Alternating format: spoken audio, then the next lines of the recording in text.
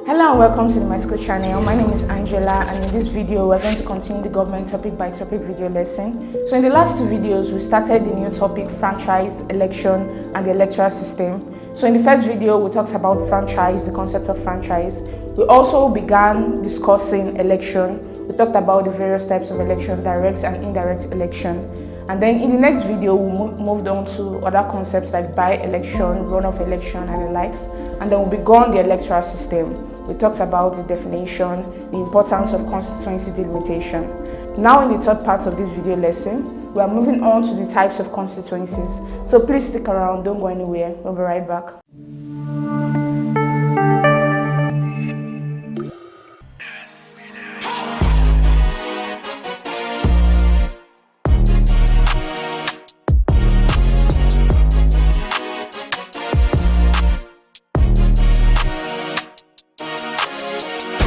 Welcome back to the My School channel. Like I said earlier, we're moving on to the third part of the video lesson for franchise, election and the electoral system. So we're going to dive right into the types of constituencies.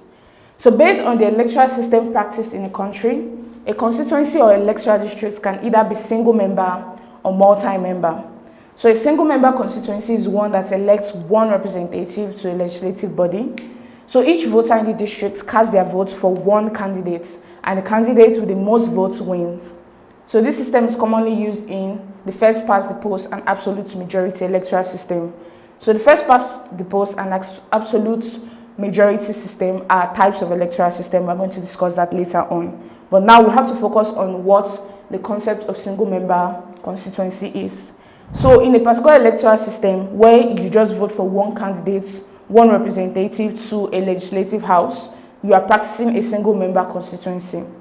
So here in Nigeria, we have single member constituencies. So for each constituency, every political party selects one candidate to represent their political party, and the voters have to select from these choices of candidates from the different political parties to determine which one representative will represent their constituency in the legislative house. So now let's move on to multi-member constituency. So it is one that elects multiple representatives to a legislative body. So voters in these districts can cast votes for several candidates, and representatives are typically elected using proportional representation or other voting methods that allow for multiple winners.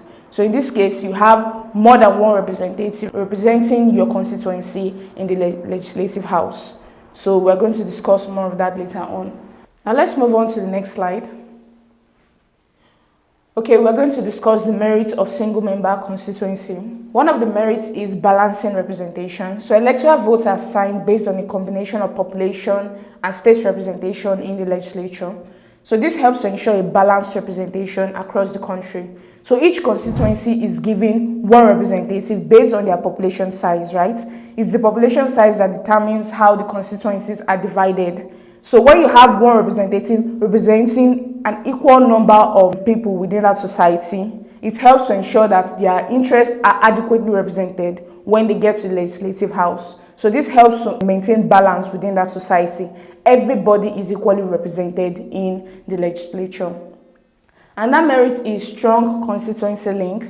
So since the representatives' political future depends on the support of their local electorates, they are motivated to address local issues and provide effective representation. So unlike a multi-member constituency where you have more than one representative for your constituency, when you have just one person who is responsible for everything, for all the issues going on within your constituency, you can always go to him to ensure that he adequately represents your interest in the legislature. If he is not performing his duty properly, that particular person will know that he will not get elected in the next election cycle. So it motivates him to perform his duties adequately.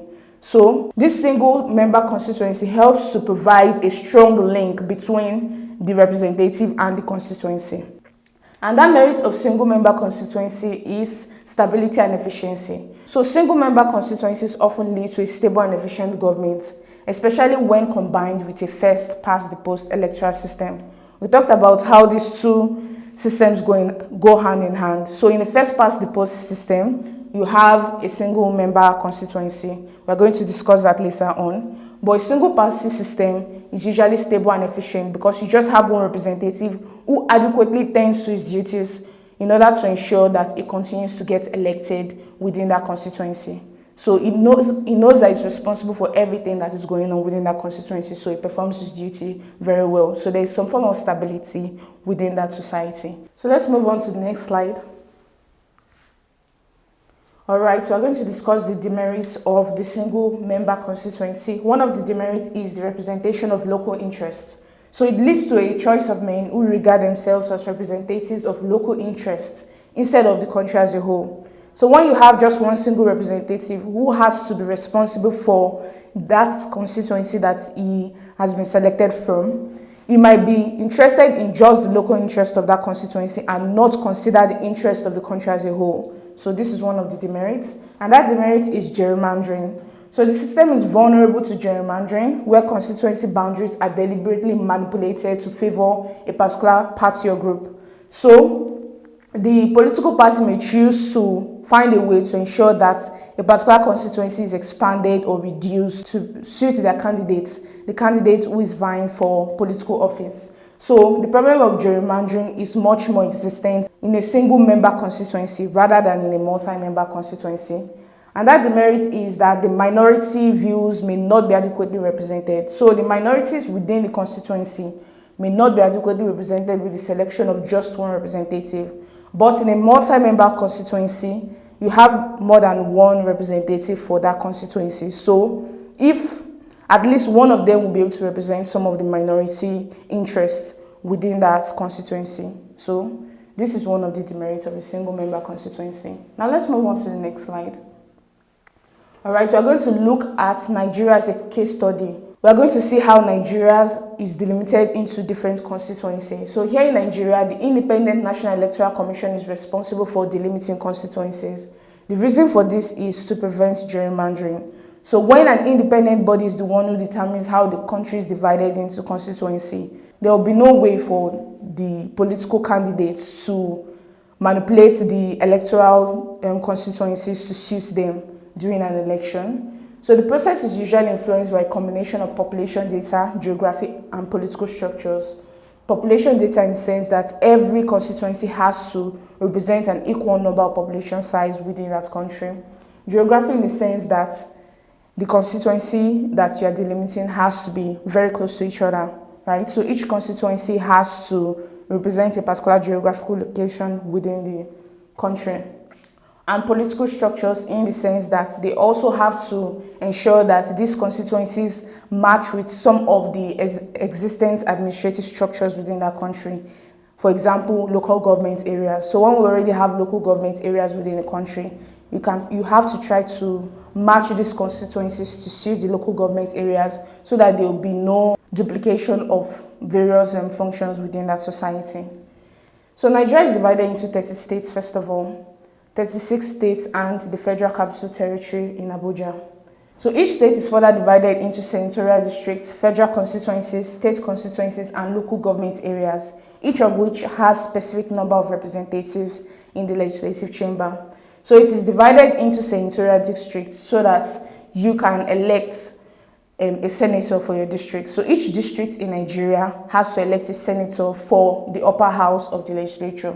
Then it's also divided into federal constituencies. So each constituency in the country elects a member of House of Representatives, which is the lower house of the legislature. Then it is also divided into state constituencies. So the state assembly, when they are electing members of the state house of assembly, they have to divide the states into various constituencies as well. Then it is also divided into local government areas so that we have local government chairmen for each of these areas. So each of these has a specific number of representatives in the legislative chambers. So we have 109 senatorial districts here in Nigeria, 3 from each of the 36 states and 1 from the Federal Capital Territory. So a senatorial candidate from each party is selected for each district, and voters can only vote for one senator to represent their district in the states. So we have 109 because 3 is from each 36 states. 36 times 3 makes 108. Then we have 1 senator from the Federal Capital Territory. 108 plus 1 makes 109. So that is the reason why we have 109 senatorial districts and we have 109 senators in the upper house of representatives. Then when we move on to the lower house, that is the House of Representatives, we have 360 federal constituencies. So this is divided based on population data and geographic considerations. So the Electoral Commission has to make sure that each constituency has an equal number of people within that constituency. A candidate is selected from each party to contest as the representative for each constituency, and voters can vote for one senator to represent their constituency in the House of Representatives. So as a result, we have 360 federal constituencies in Nigeria. So these 360 federal constituencies elect one representative. So this is the reason why we have 360 members of House of Representatives. Now let's move on to the next slide. Alright, so we're going to discuss the problems associated with the delimitation of constituencies. So one of the problems is inaccurate population census. So most of the census conducted in some countries, e.g. here in Nigeria, have not been reliable. Inaccuracies in the census data can lead to imbalanced constituencies where some areas are overrepresented while others are underrepresented. So when we are talking about how each constituency has equal population size, this may not always be the case because we do not have adequate data about the number of people we have within our country. So it is very difficult to determine whether each of these constituencies really have an equal number of voters within their constituency.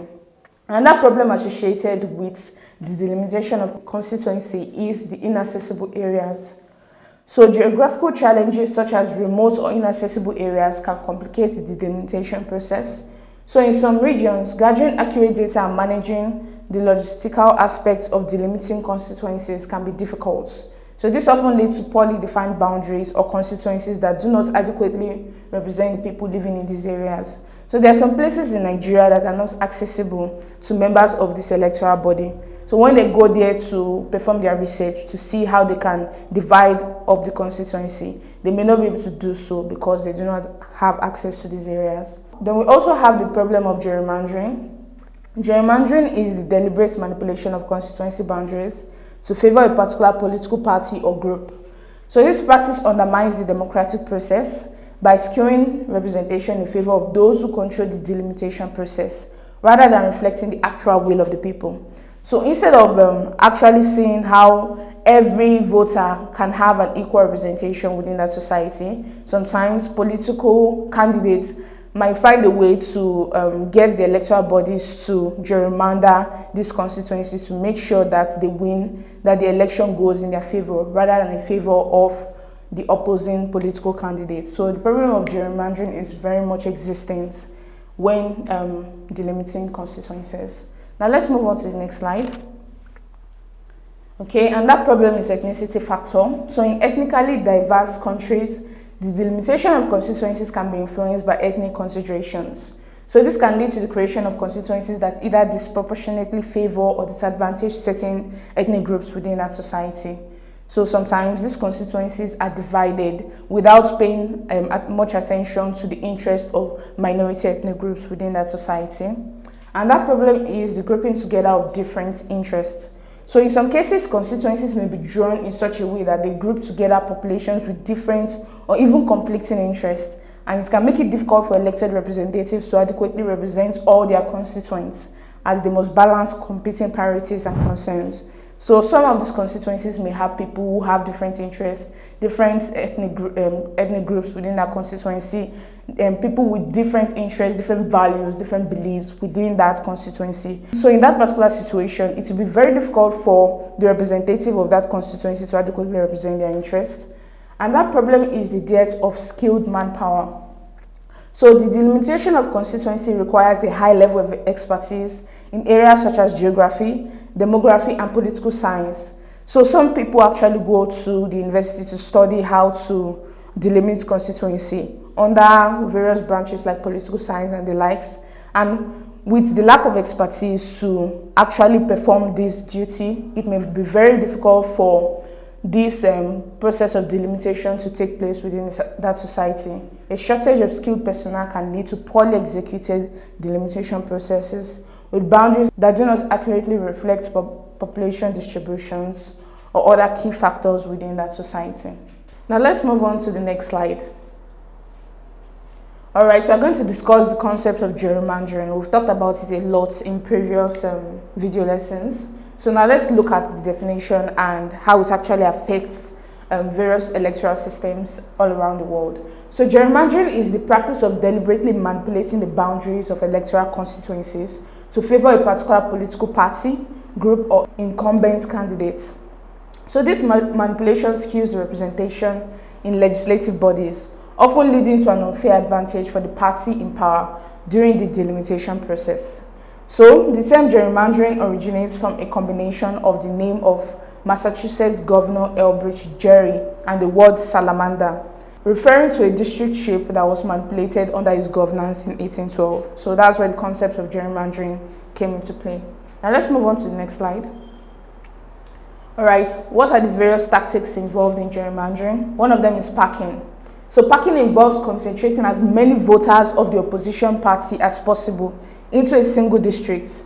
So this reduces their influence in other districts, thereby maximizing the number of seats the party in power can win.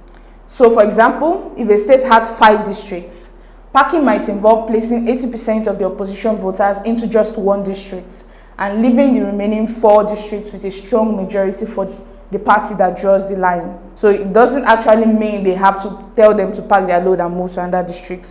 What they mean is that the district's line might be withdrawn to ensure that those people who have a lot more voters in a particular area are restricted to just one district when the new lines have been drawn, so that the person who is actually doing the gerrymandering will have more political favor in the process. Then another tactic is cracking. Cracking involves spreading voters of the opposing party across multiple districts to dilute their voting power. So this prevents the opposition from gaining a majority in any of the districts.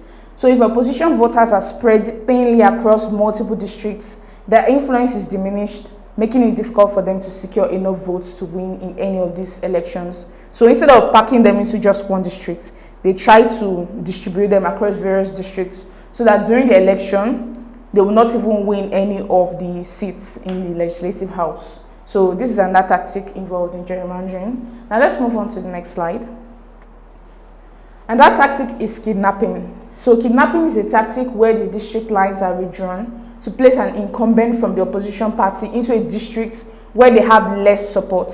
So someone who is already in power, they try to ensure that their district changes so that they will have to go and campaign in a different electoral district in order for them to keep their position. This usually happens in a parliamentary system of government where the political members of the parliament are usually elected by the people, and when they get to parliament, they form the government in power, the prime minister and his cabinet. So when some of these people are in power, they try to gerrymander the district to ensure that they are contesting for election in a new district. So they have to go to a new district and begin campaigning all over again. So this process is known as kidnapping. It increases the likelihood that the incumbent will lose in the next election. If an incumbent's home is moved into a district dominated by the opposing party, the incumbent is at a significant disadvantage in the next election. Now, another tactic is hijacking. So hijacking involves redrawing district boundaries to force 2 incumbent candidates from the opposition party to run against each other. So if 2 strong opposition candidates are drawn into the same districts, they must compete for the same seats, and this reduces the opposition's chances of retaining both seats. So people who are already in position of power, they try to ensure that both of them are going to be contesting for election in the same district, so that only one of them has to be able to contest for a seat. So they have to be fighting amongst one another in the primary rather than in the general election. So this is another tactic that is involved in gerrymandering. Now let's move on to the next slide. Alright, we are going to discuss the types of electoral system. So far we've been discussing constituency delimitation because constituency delimitation is important in the electoral system.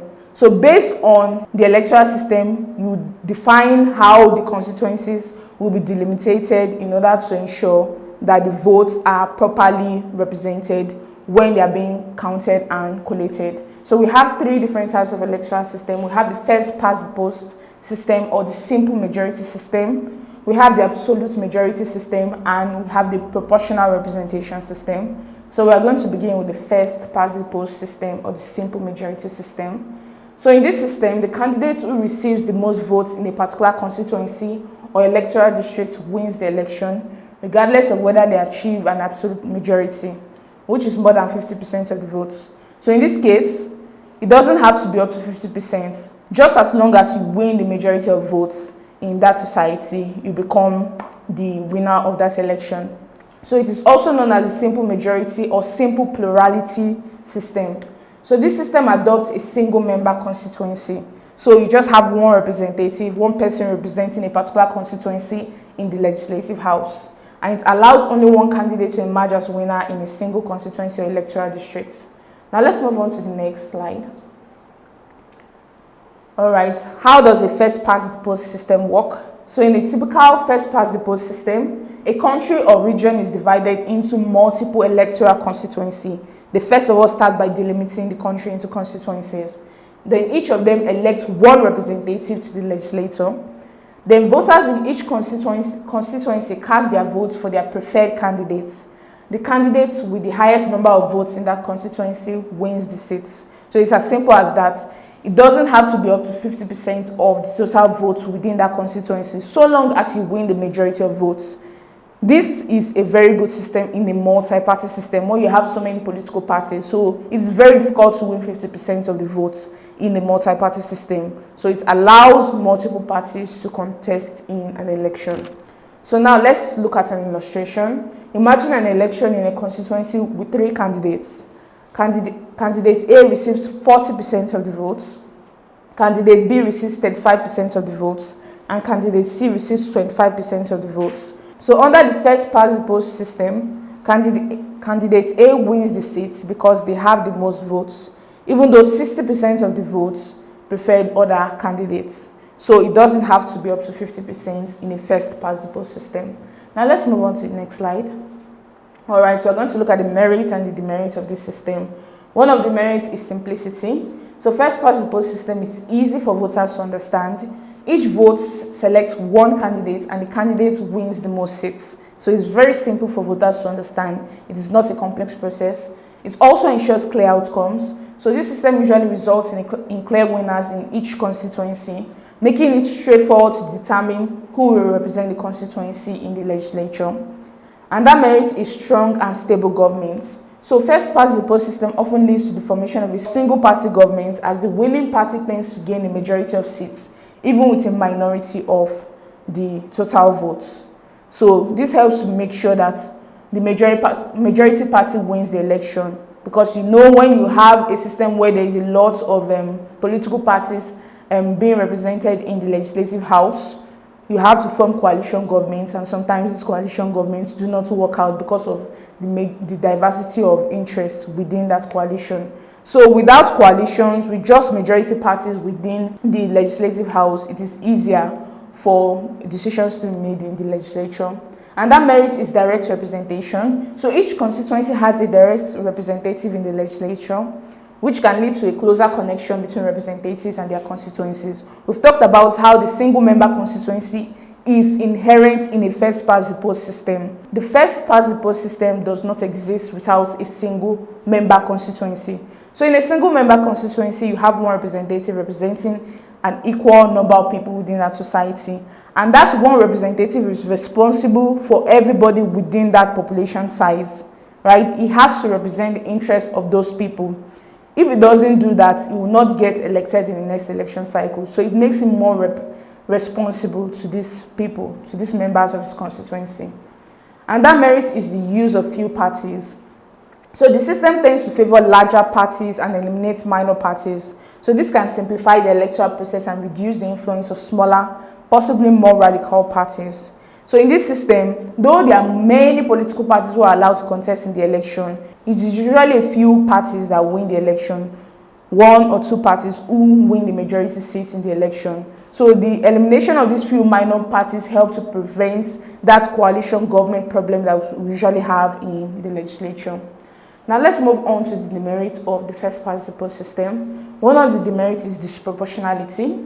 So the main criticism of first past the post is that it can result in a significant disparity between the percentage of votes a party receives and the percentage of seats it wins. So a party can win a majority of seats without winning the majority of votes. So you do not have to get 50% of the votes in a particular constituency in order to win. So sometimes at the end of the day, the majority party in the legislature may not have received majority of the votes within that society. So that can prove to be a problem.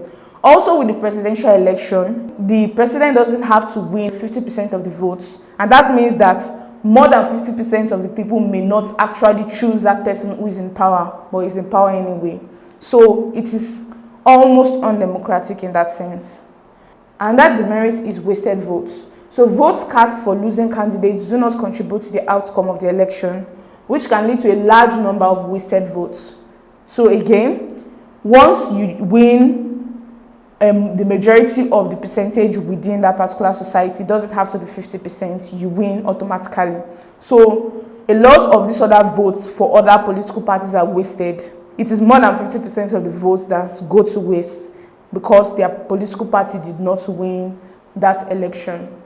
So that is a demerit of the first past the post system. And that demerit is gerrymandering. So the drawing of constituency boundaries can be manipulated to favor one party over another. So gerrymandering is a very pervasive problem in the first past the post system. And that problem is the marginalization of smaller parties.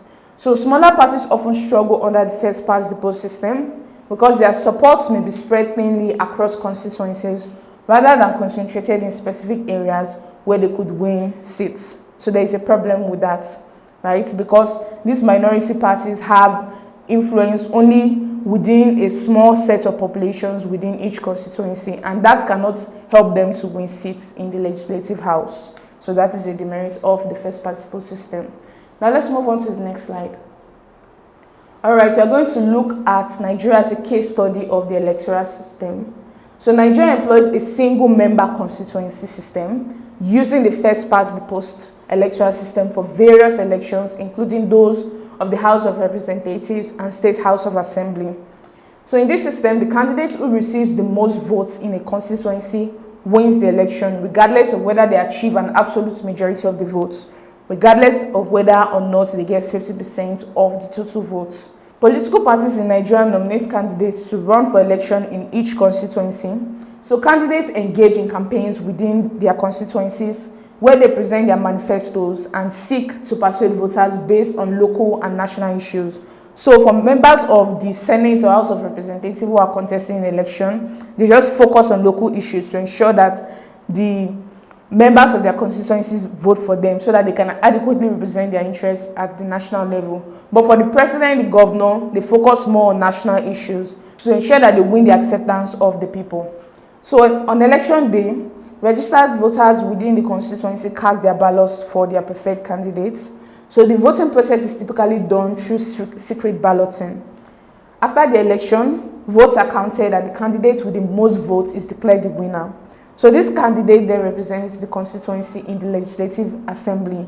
And then if it's a president, it represents the entire nation. But what is important in this system is that they do not have to get up to 50% of the votes. So long as they get majority of the votes in that election, they win the election. So we've come to the end of the first segment of this video lesson. I hope it was educative and enlightening. If you would like to continue with us, please go down to the link in the description below. This takes you to my school website. There you can subscribe for the government topic by topic video lesson. There you can continue on this journey with us.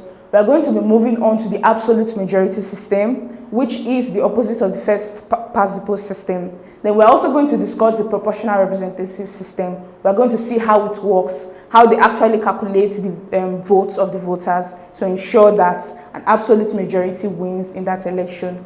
I hope to see you there. I believe you're enjoying this content. If yes, please do not forget to hit the like button, click on the subscribe button, and lastly tap on the notification bell to get informed as soon as we release next videos.